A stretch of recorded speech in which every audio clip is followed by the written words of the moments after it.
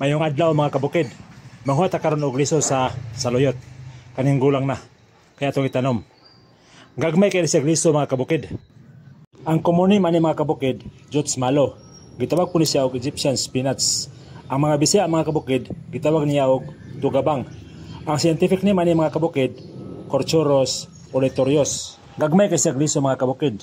Ang pagtanom ani mga kabukid, iguray sa buwag. Isalasan nimo isabog mga kabukid.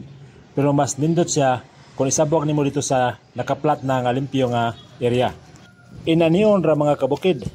Igura nimo ipanghulog ang mga liso diya sa yuta. Muturok na rin mga kabukid. Ingon ni Rosalie Balosada de Trago mga kabukid. Muturok po daw kung ang sanga mo itanam ani. Mao ang itistingan mga kabukid. Paglabay sa napulog ka adlaw mga kabukid, akong gisubay ang liso nga akong isabwag. Karon nanurok na mga kabukid.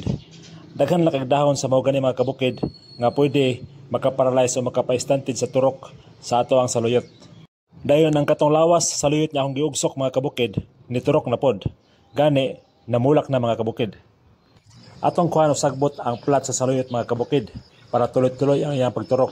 Then ang mga limigas nga nagtago niini manghawa. Limpyo na kay mga kabukid. Kondisyon na kay atong mga tanom.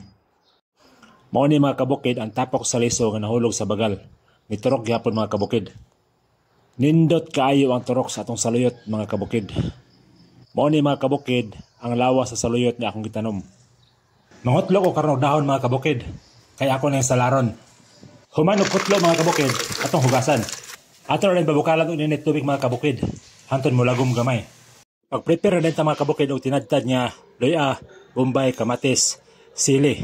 Dayon suka pod mga kabukid. Bitsin og asin pod gamay. Isagol ni nato mga kabukid. Ang saluyot mga kabukid, pwerte yung nindota.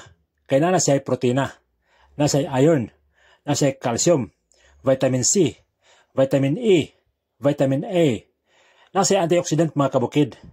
Anti-inflammatory po siya mga kabukid. Una po siya anti-cancer property. Nindot kaya siya sa mga puros mga kabukid. Kay makapaubos niya sa gitawag na oxidative stress. Nindot kaya siya kaunon sa mga diabetes. Katong na mga taas kayo og dugo mga kabukid. Og nindot siya pagkaon sa mga mga sakit sa ulo og gihilantan mga kabukid.